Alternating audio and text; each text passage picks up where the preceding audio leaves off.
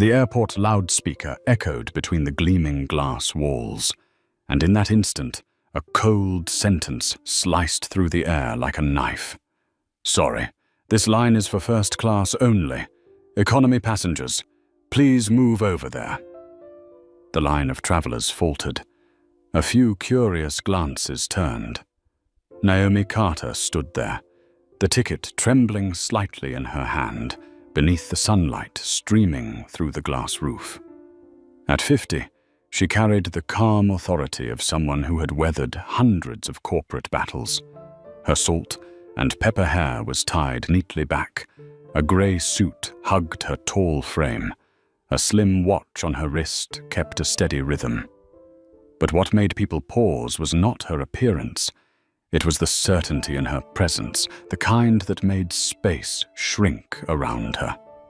Yet to Brooke Lawson, the chief flight attendant with her blonde hair wound into a perfect bun, Naomi was nothing more than someone who did not belong here. Brooke did not bother to glance at the ticket. Her eyes skimmed over Naomi's skin, her modest attire, and her words fell like a sentence, a warning cloaked as a smile. Naomi lifted her head. She did not rush to argue.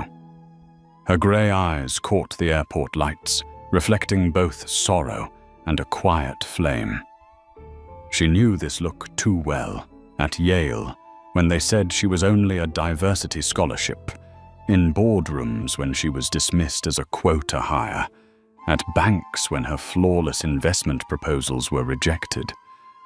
And now, at the boarding gate of Aurora Air, the very airline begging for her capital, the past replayed itself.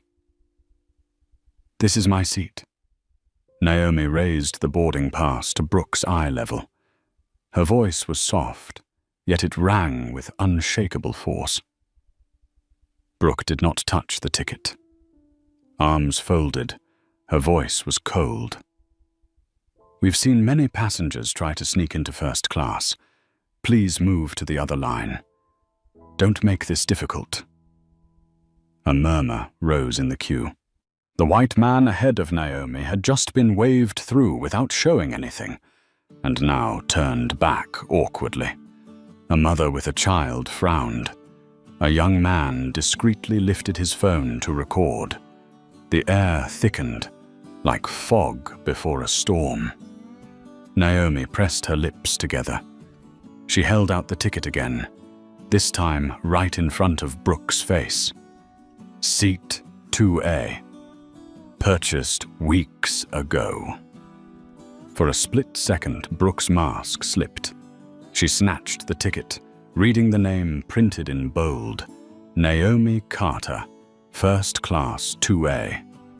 Her moment of hesitation vanished quickly, replaced by a sharper smirk. "This seat has been reassigned to another customer. You'll be moved to economy. Don't worry, we'll give you a voucher."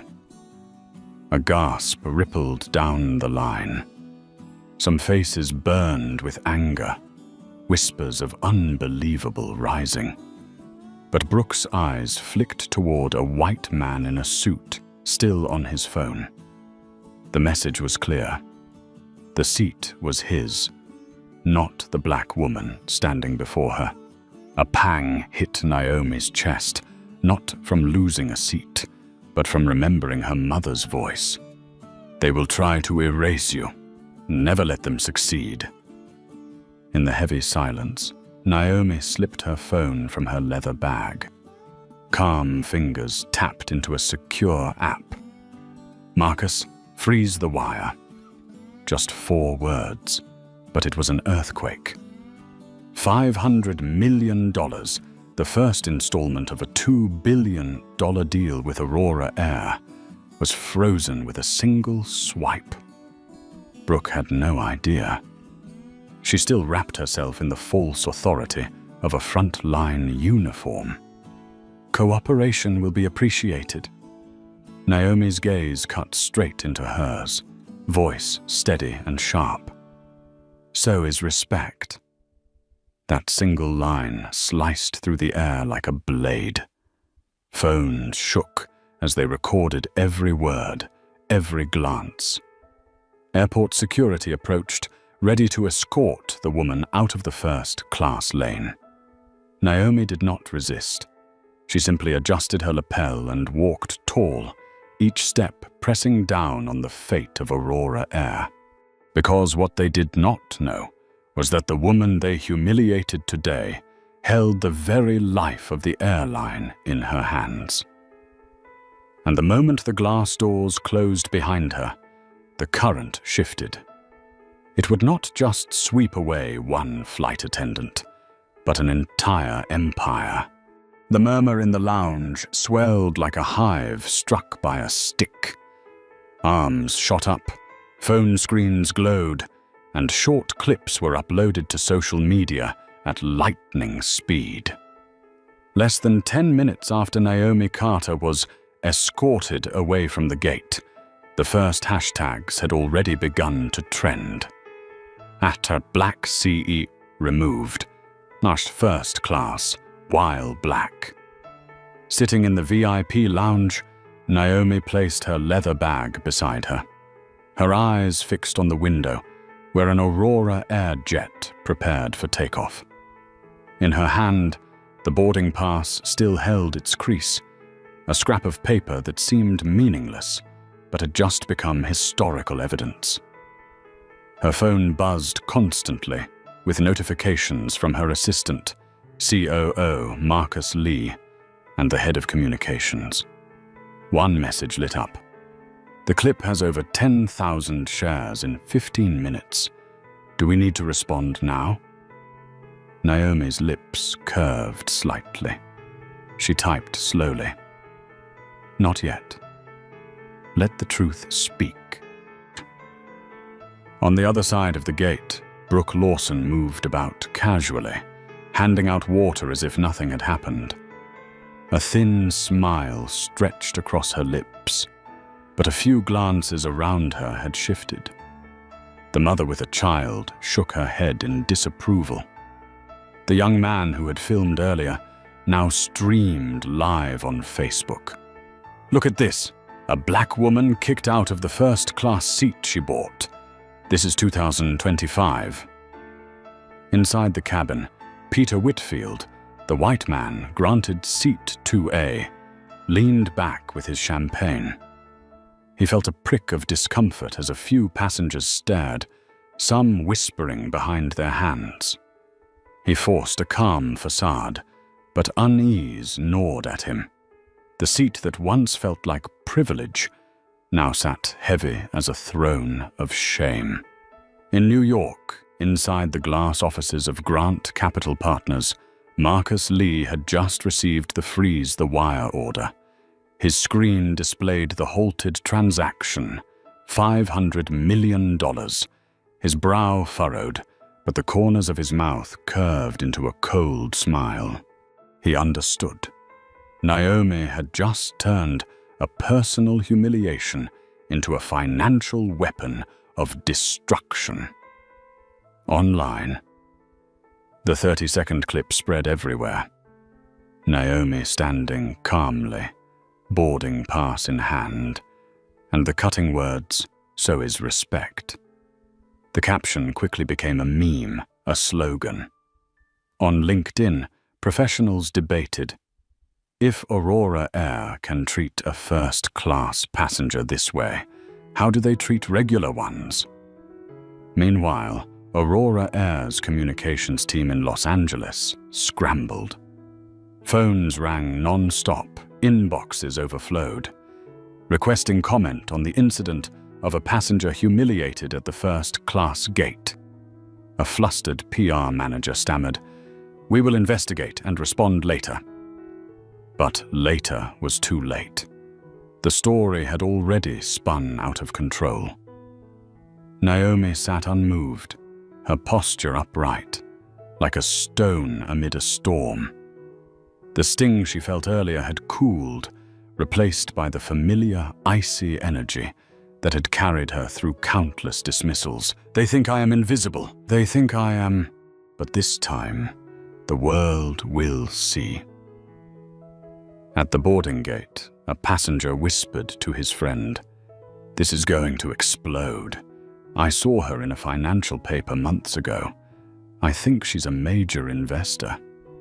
Rumors spread like cyclones on dry straw. Then came the blow. A tweet from a verified economic journalist's account.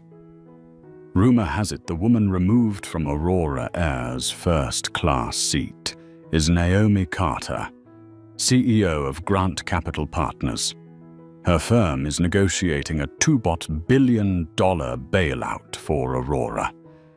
If true, this is an extinction-level crisis. The world reeled within minutes. Retweets skyrocketed. Comments flooded. Unbelievable.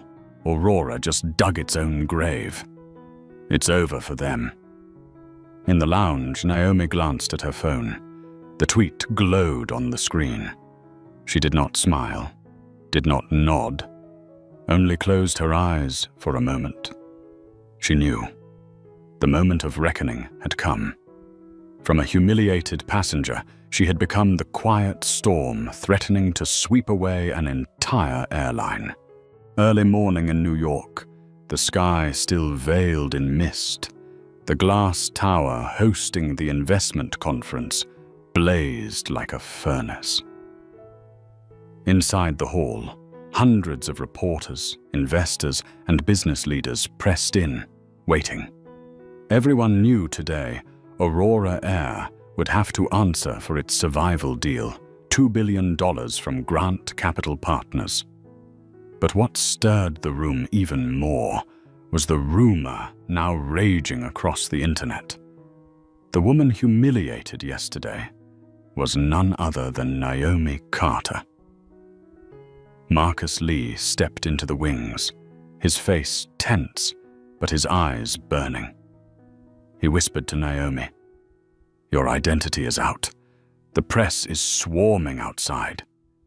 Do you want us to issue a statement first?" Naomi adjusted the collar of her cream suit, walking slowly forward. Each step of her heels echoed like a drumbeat in the hearts of those waiting. "No, I will tell them myself. They should hear it from me." The doors of the hall opened. The buzz of voices fell instantly into a heavy silence. Hundreds of eyes fixed on the woman with the steady stride, salt and pepper hair neatly pulled back, eyes unwavering. Naomi Carter entered, neither rushing nor avoiding the cameras. A CNBC reporter called out, his voice carrying across the hall. "Mrs. Carter, after yesterday's viral incident, will you still proceed with the $2 billion investment in Aurora Air?" Naomi stopped squarely on the red carpet. Her eyes swept the packed rows before landing on the Aurora Air delegation, where CEO Thomas Avery sat stiff with a forced smile. Her voice dropped low, but every word cut sharp as a blade. "I will continue working with partners who respect not only capital, but dignity. Those two cannot be separated." The room erupted. The clatter of keyboards rattled like hail. Camera flashes fired relentlessly. The phrase, "not only capital, but dignity," instantly blazed across Twitter, LinkedIn, and Facebook. Thomas Avery forced a smile, rising to extend his hand toward Naomi. "It's a shame a small misunderstanding was exaggerated. Let's focus on the future, on cooperation." Naomi tilted her head, her gaze steel.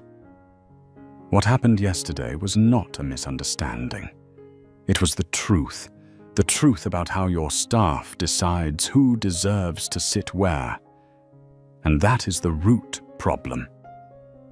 The hall froze. Some investors leaned toward each other, whispering. Others, their eyes lit up, as if witnessing rare leadership. Naomi stepped closer, her voice calm yet resonant. "I have frozen the first tranche, $500 million. Until I see a real commitment to change, the rest will remain untouched. Aurora Air does not just face a PR crisis. Aurora Air faces a cultural crisis. Gasps rippled through the hall. Avery paled, opening his mouth, but Marcus Lee was already on his feet, placing a thick dossier before the investors. Inside, risk reports, plunging stock figures, a flood of videos and posts from social media. The evidence was undeniable. This was no longer an isolated incident, but a crack running through the entire system. Naomi lifted her head high. Dozens of cameras captured her from every angle. I don't need Aurora to prove my power, but Aurora needs me to survive. And the price of respect has never been less than billions. Her final words struck like a hammer. A beat of absolute silence followed. Then the hall exploded, a tidal wave sweeping away every pretense of calm. In the back row, an elderly investor whispered, "This is no longer a deal. This is a lesson in history." Naomi walked out of the hall, her figure upright as a monument, leaving behind the earthquake she had unleashed. She did not need to shout, did not need to rage, only her composed silence, and the entire world trembled.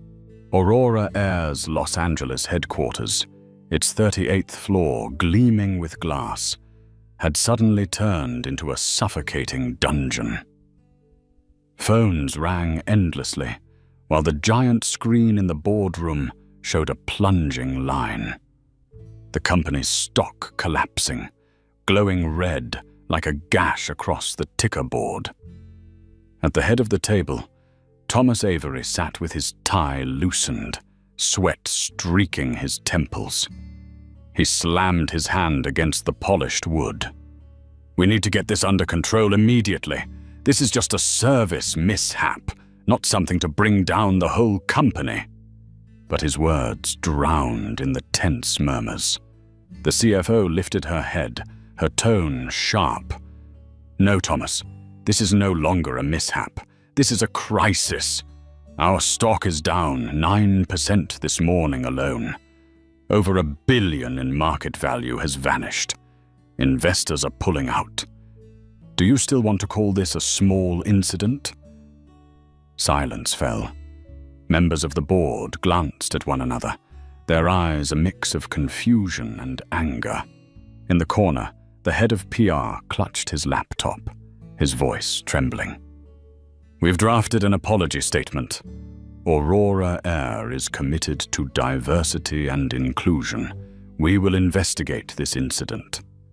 If we release it now." "Useless," another director cut in. "The hashtags are trending worldwide.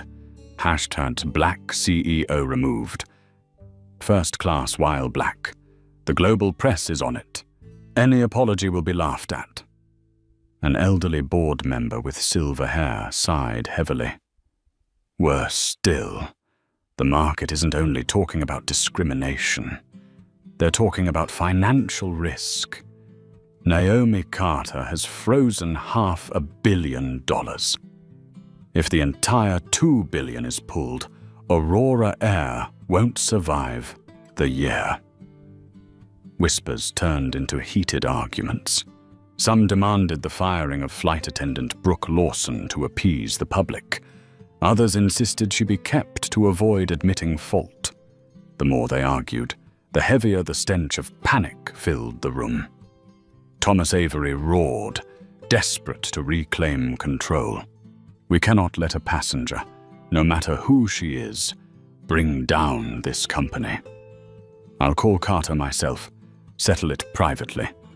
A personal apology, a few perks. She'll let it go." A dry laugh cut through the room. Eleanor Briggs, chairwoman of the board, her eyes sharp as blades. "Thomas, do you really think she needs you? The whole world has just seen she can topple Aurora with a single tap on her phone. And you stand here stammering that it was a misunderstanding. You don't even know where the power lies anymore." Her words struck like a final blow. Avery froze, his face flushed purple, unable to reply. Meanwhile, in Washington, lawmakers had already taken notice. An urgent notice from the Senate Commerce Committee was issued. A hearing is requested on discriminatory practices in the airline industry. Aurora Air now faced not only the market, but the government itself. Back in Los Angeles, the boardroom sank into dead silence. Every eye carried the same grim truth. The company's fate was now clenched in Naomi Carter's hands. Outside, reporters swarmed at the base of the tower. Microphones pointed skyward, ready to seize any statement. Online, the clip of Naomi saying not only capital but dignity had surpassed 1 million shares. One journalist called it the most valuable quote of the year, worth $2 billion. In the quiet shadow of the storm, Naomi sat in her Manhattan hotel suite, her phone resting on the table, her gaze steady. She was not chasing headlines. She knew this wave would rise on its own.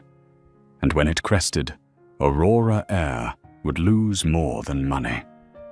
They would lose their very soul. Naomi closed her eyes, recalling her mother's words. "They will try to erase you. All you need to do is stand still and let the world see." The world was watching, and Aurora Air was trembling. Evening in New York. In the hotel lounge, Naomi Carter sat quietly in a leather chair, the golden light casting a calm glow across her face. In front of her, her phone buzzed without pause. Dozens of messages from colleagues, friends, even strangers. All of them circled around one thing. The clip from yesterday had erupted into a movement. On Twitter, the phrase, "not only capital but dignity," appeared everywhere. An Oscar-winning actress posted, "I know that look, I've seen it. Stand tall, Naomi." Her post was shared over 200,000 times in just a few hours. An NBA star walked onto the court wearing a practice shirt that read, "Dignity equals capital," greeted by a roar from the crowd.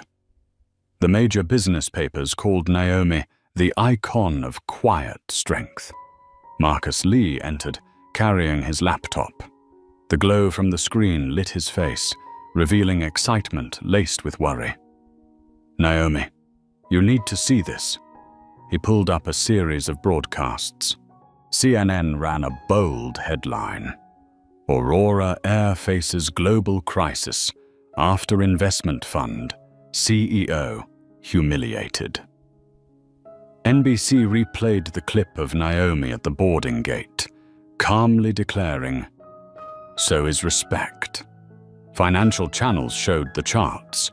Aurora Air's stock down another 6%, nearly $2 billion in market value, wiped out in 48 hours. Naomi watched, her expression unchanged. "Exactly as I expected. They thought they could bury the truth with a press release. But the truth has found its own audience." Marcus leaned closer. "So how do you want to respond now? A press conference? A statement?" Naomi shook her head slightly. "No, I won't shout in the middle of the storm. I'll let the storm shout their names.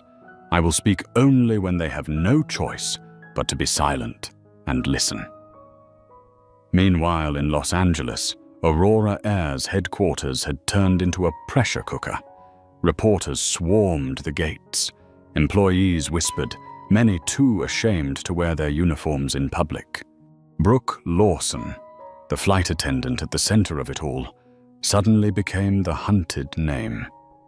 Former passengers came forward, recounting stories of her coldness, favoritism, and disdain toward people of color. Each story poured more fuel onto the flames, already raging. In Washington, the Senate Commerce Committee formally announced hearings on discrimination in the airline industry. A senator stood before the cameras, voice stern. The incident with Naomi Carter is not an isolated case. It is a wake-up call. We will question Aurora Air and this entire industry. The news spread like lightning. Other airlines rushed out their own statements. Delta announced a new Passenger Equity Council. American Airlines promised to review service policies. United appointed a new equity officer. Yet all of it only highlighted one reality. Aurora Air remained silent, trapped in crisis. Back at the hotel, Naomi opened her laptop and read the commentary on LinkedIn. Thousands of professionals, from professors to CEOs, were analyzing the event as a living case study. One widely shared article carried the headline, "If this is how Aurora Air treats a billion-dollar investor, imagine how they treat ordinary passengers." Naomi closed the laptop, her eyes flashing with resolve. She knew this was no longer just about personal dignity. This was a rare chance to shift an entire industry. Marcus waited, asking softly, "So what's the next step?" Naomi rose, walked to the window, and looked out at Manhattan's dazzling lights. Her voice was low but razor-sharp. "I will wait for them to come knocking. And when they do, I'll show them. The price of contempt is not measured in vouchers. It is measured in billions, and in their very future." Silence filled the room. Outside, the world roared like a tidal wave, but inside, Naomi Carter stood firm, preparing for the next strike. Los Angeles, Monday morning. The glass tower that housed Aurora Air's headquarters gleamed in the sunlight, but inside it was no sturdier than a leaking ship about to sink. In the boardroom on the 38th floor, CEO Thomas Avery leaned heavily on the table, exhaustion etched into his face. Before him was a sea of headlines. CNN replaying the clip of Naomi Carter being forced from her first-class seat. Bloomberg running a red ticker that read, "Aurora Air shares plunge 12% in pre-market trading." On Twitter, the hashtag #AuroraDiscriminates had surged straight to the global #1 spot. The head of PR stammered nervously, We released an apology statement at 6 this morning, but the reaction is overwhelmingly negative. People are mocking it, calling it a copy-paste apology." Another executive slammed his fist on the table. "The stock has lost another $800 million in a single morning. Major shareholders are calling non-stop, threatening to dump their holdings. We have to do something immediately." Thomas Avery clenched his jaw, voice sharp with strain. "I'll speak directly with Naomi. A private call, a personal apology. We can negotiate our way out." Eleanor Briggs, chair of the board, cut in coldly. "You still don't understand, Thomas. This is no longer about a first-class ticket.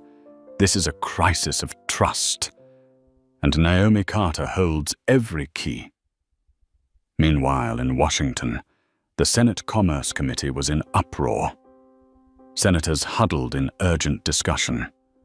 One congresswoman held high a printout of Naomi's viral tweet. "Not only capital, but dignity." Her voice rang out. This line must echo in the hearing room. Aurora Air did not just humiliate one passenger, they humiliated the trust of every citizen. The news shook the nation. Media outlets called Naomi the woman who turned a personal insult into a systemic reckoning. Back in Manhattan, inside a quiet hotel suite, Naomi Carter sat with Marcus Lee. On the screen before them was a stream of emails from Aurora Air, 3 letters of reconciliation, 2 requests for private meetings, and 1 silence agreement worth $50 million. Marcus raised an eyebrow. They think they can buy you off. Naomi gave a faint, icy smile. They're wrong. I don't want their money. I want change. She typed a few words into her phone and placed it on the table. It wasn't a reply to Aurora Air. It was a message to the press. Aurora Air offered me money to bury this scandal. I refused. Dignity is not for sale.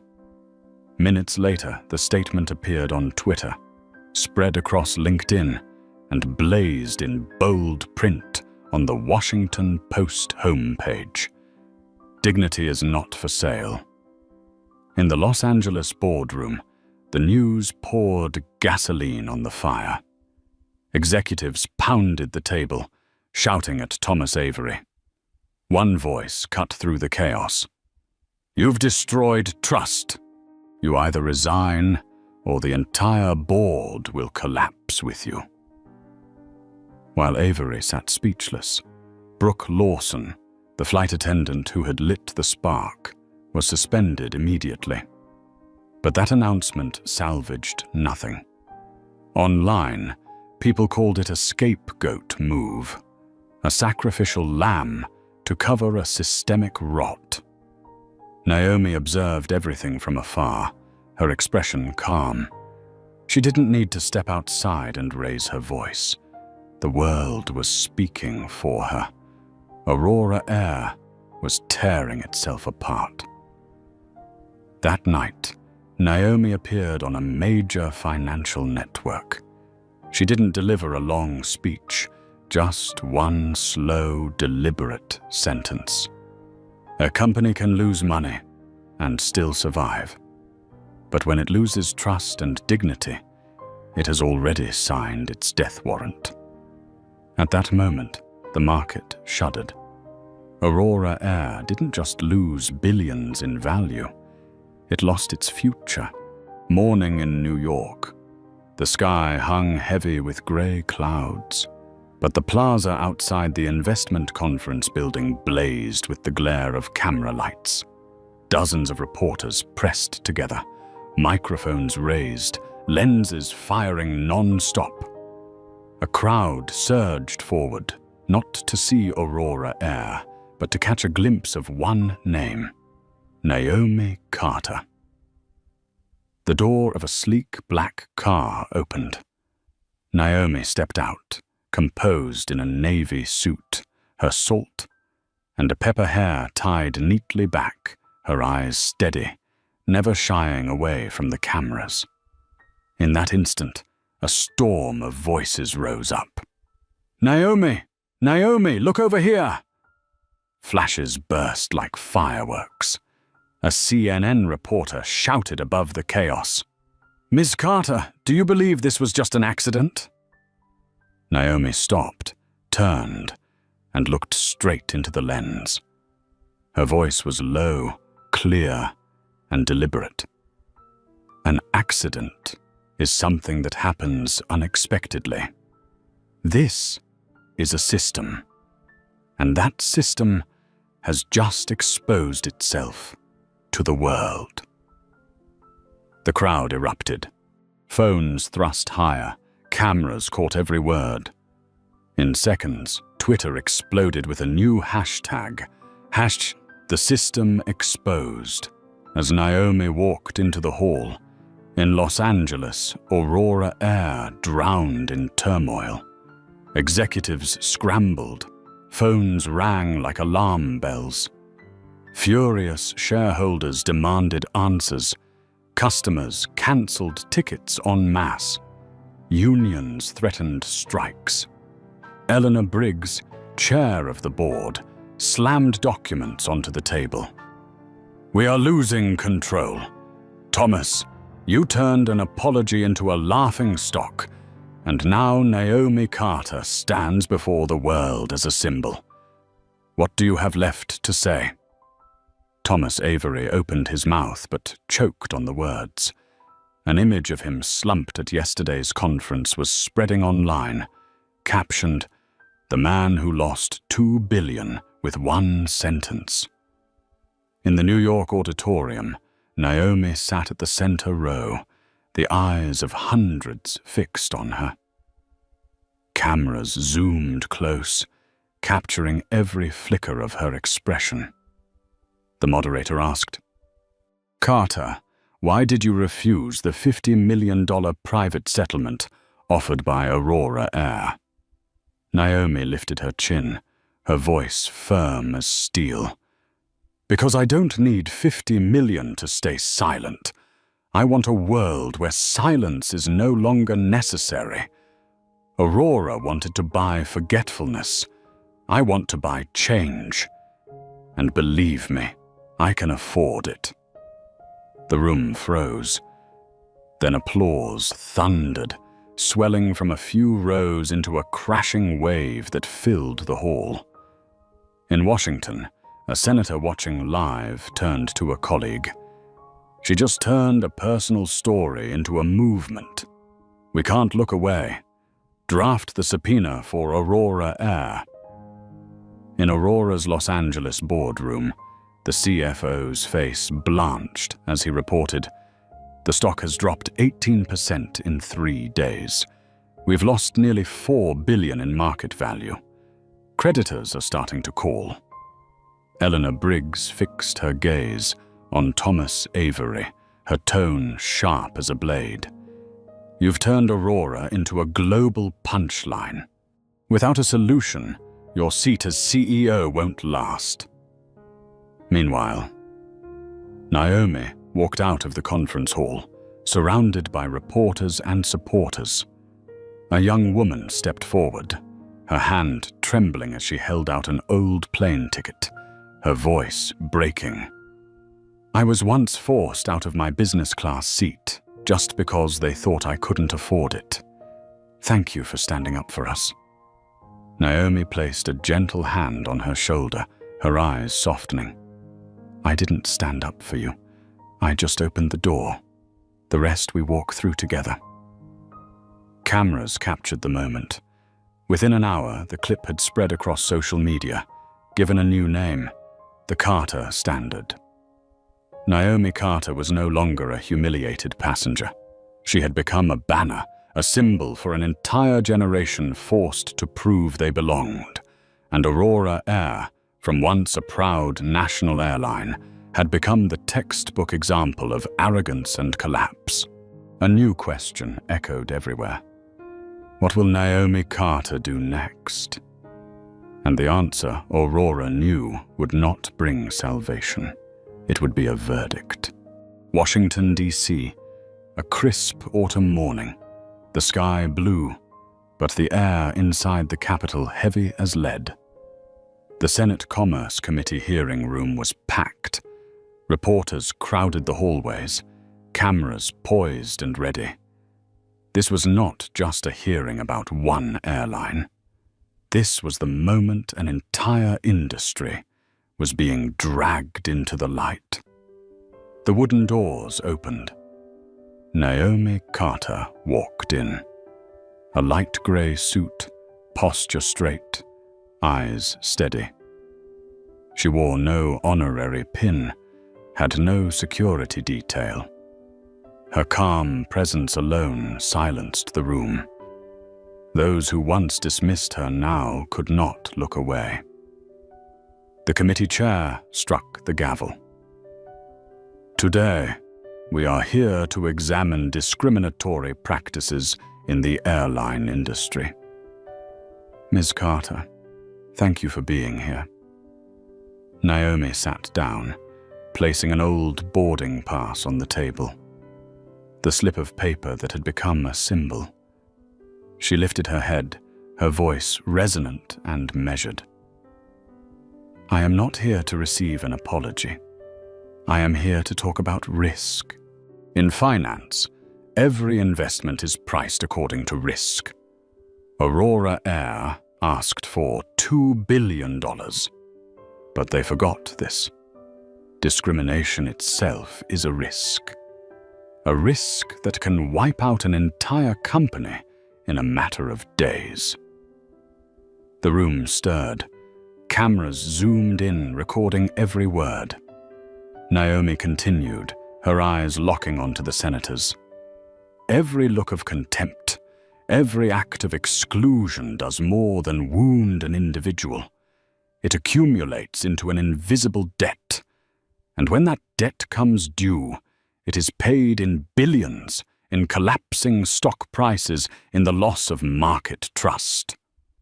Aurora Air is living proof. An older senator frowned and asked, Ms. Carter, are you suggesting discrimination can be quantified as financial risk? Naomi nodded firmly. Yes, and last week that risk cost Aurora $4 billion in market value.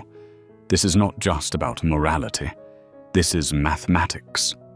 In the gallery, reporters scribbled furiously. An economic analyst whispered, She just reset the language of the game, from morality to finance, from emotion to numbers. In Los Angeles, inside Aurora Air's offices, Thomas Avery watched the broadcast. Sweat beaded on his forehead. Each word Naomi spoke cut deeper into the balance sheet. Eleanor Briggs, chair of the board, turned to him, her voice cold. Listen, she is no longer just a passenger. She is the judge. Back in the hearing room, Naomi closed with one powerful line. Dignity is not a privilege, it is an asset, and anyone who disregards this asset will go bankrupt. Applause thundered, even as the committee chair banged the gavel for order. Within hours, her words appeared on the front page of the New York Times. Dignity is an asset. Carter shakes Wall Street and Washington. As social media erupted, Aurora Air was further exposed. Former employees spoke out, recounting being forced to serve passengers differently based on race and status. Internal files leaked, revealing dozens of buried complaints. Aurora's stock plunged another 7% in a single day. Banks began demanding collateral. Business partners tore up contracts. Aurora was not just drowning in scandal, it was sinking outright. Naomi left the hearing room, stepping into a sea of microphones. A reporter called out, Ms. Carter, what happens next for Aurora Air? Naomi paused, her gaze unwavering. What happens next is not for me to decide. It is what they have sown for themselves. I only did one thing, shine a light on the truth. With that, she walked on, tall and unshaken in the crowd. Cameras followed her every step, capturing the image not only of a CEO, but of a symbol. Los Angeles, the 38th floor of Aurora Air's headquarters, a gloomy afternoon. The boardroom was packed, the air so heavy it felt as if everyone were trapped in a pressurized chamber about to explode. On the massive screen, bright red numbers flashed. Aurora's stock had fallen 22% in just 1 week. Analysts on CNBC called it the most dramatic freefall in the airline's history. A major shareholder slammed the table. We've lost nearly $6 billion in market value. Customers are canceling flights. Creditors are knocking at our doors. And worse, Naomi Carter is becoming a global symbol. Thomas, how much longer are you going to sit there? Thomas Avery swallowed hard, his face pale. He started to speak, but Eleanor Briggs, chair of the board, stood first, her voice cold as steel. Aurora needs a sacrifice. A face has to disappear so the public believes we are acting. And Brooke Lawson is the only choice. The room fell silent. Only the faint hum of the air conditioner filled the space. The very next day, a statement was released. Aurora Air announces termination of Chief Flight Attendant Brooke Lawson for conduct inconsistent with company values. But the effect was not what they hoped for. Instead of calming outrage, social media erupted with fury. Scapegoat. Don't blame one employee. This is systemic. Posts flooded again with Naomi standing before Congress, captioned, "Dignity is an asset."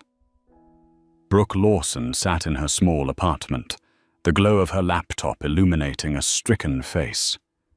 Hate emails and threatening messages poured in. But what terrified her most was the silence from the company that had once shielded her. Now, Aurora treated her as dead weight, discarded like broken furniture. While Brooke sank into despair, Thomas Avery faced a real uprising. A group of shareholders held a private meeting demanding his resignation. A leaked photo of Avery slumped with his head in his hands, spread online with the caption, "The $5 billion failure CEO." On the other side of the country, Naomi Carter rose even higher as a symbol. On LinkedIn, thousands of posts echoed her words from the Senate hearing. Dignity is not a privilege, it is an asset. Business schools began using her case as teaching material. A Harvard professor wrote, "Naomi Carter has redefined corporate risk in the 21st century." On Instagram, the image of Naomi placing her hand on the shoulder of a young woman in the hearing room became the most shared picture of the week. Captioned, "The Carter Standard, we belong everywhere." CNN invited her for a prime-time interview. The anchor asked, "Do you think you are destroying an airline?" Naomi tilted her head slightly, her voice calm and steady. "I am not destroying anything. Aurora is destroying itself. I am only a mirror, reflecting the truth they tried to hide." The answer was short, but landed like a punch. On Twitter, millions reposted, "Aurora didn't fall. They collapsed under their own weight." As Naomi was celebrated worldwide, Aurora Air slid further with no brakes. Employees began leaking internal emails, exposing a toxic culture that had festered for years. Journalists unearthed a history of buried complaints. The stock kept falling. Rival airlines seized the moment with ads declaring, "Here, every passenger belongs." In a sleepless night, Thomas Avery stared at the glowing city outside his office window. He knew the chair beneath him was crumbling, and Naomi Carter, with her silence and composure, was cornering him into a place with no escape. In Manhattan, Naomi sat in her hotel room, moonlight spilling through the window. Marcus Lee asked softly, "Do you feel satisfied now? They're collapsing on their own." Naomi answered, her voice low but unwavering. "This is not victory yet. Collapse is not enough. We must rebuild, and I will be the one to lay the first stone." Outside, the world was still in turmoil, but Naomi Carter was no longer just a figure in a scandal. She had become the symbol of a new era. Los Angeles, a grey morning. Aurora Air's headquarters loomed like a fortress under siege. Sunlight glinted off the glass facade, but inside, darkness smothered everything. On the top floor, the board meeting began, the tension so sharp it felt like a wire ready to snap. Eleanor Briggs, chair of the board, wasted no words. "Thomas, the stock has lost 35% in 2 weeks. Aurora has lost over $7 billion in market value. Creditors have issued warnings, and the public calls you the $2 billion man. We have no choice left." Thomas Avery shot to his feet, his voice ragged. "I've given my entire life to Aurora. One incident, one woman, and you plan to throw me out on the street." Eleanor's eyes hardened. Not one woman. Naomi Carter.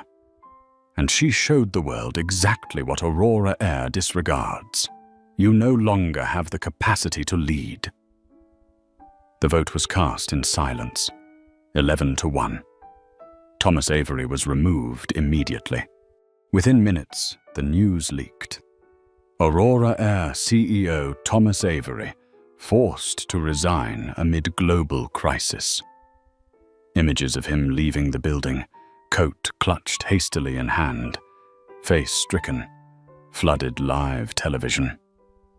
At the same time in New York, Naomi Carter sat quietly in her hotel room, her phone buzzing non-stop. Marcus Lee handed her a tablet showing CNN's breaking headline, "Aurora Air loses CEO. The Carter effect shakes the airline industry." Naomi exhaled softly, her gaze steady.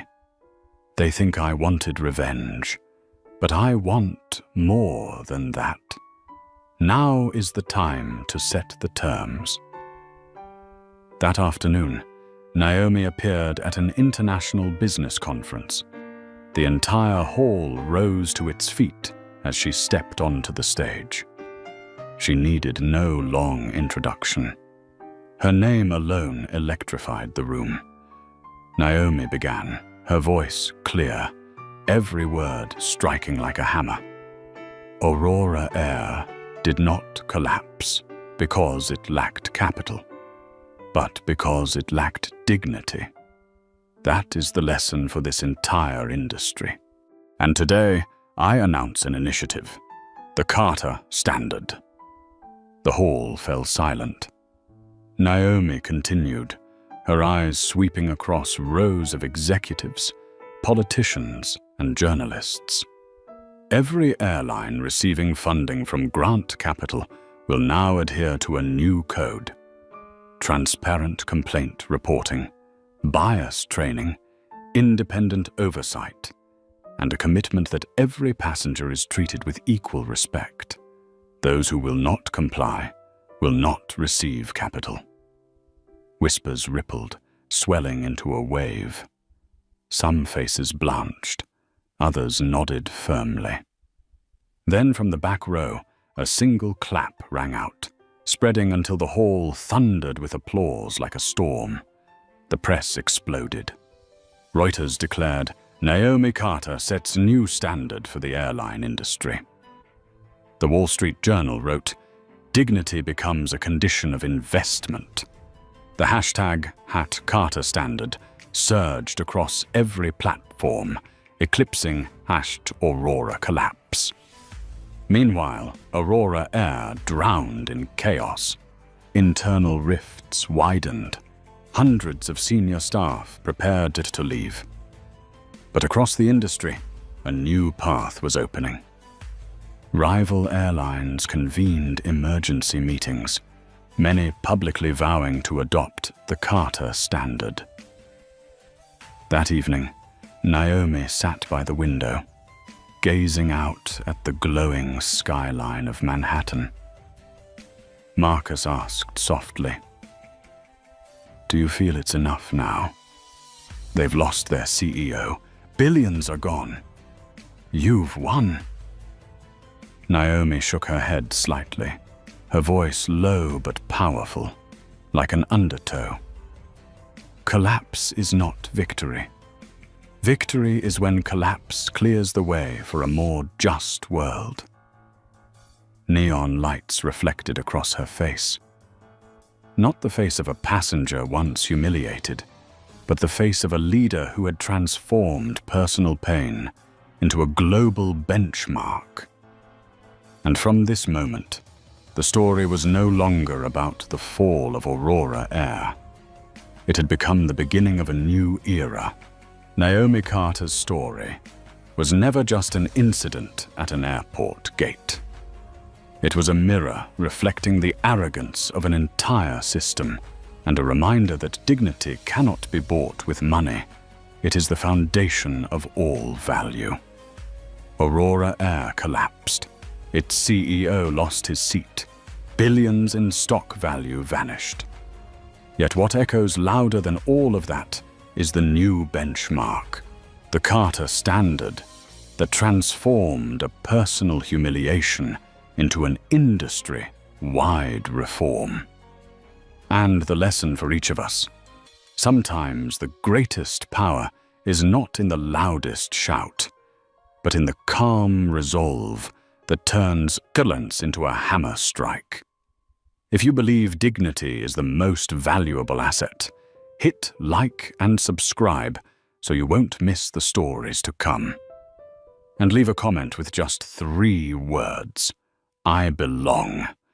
Because when we affirm it together, no one will ever again be treated as an outsider.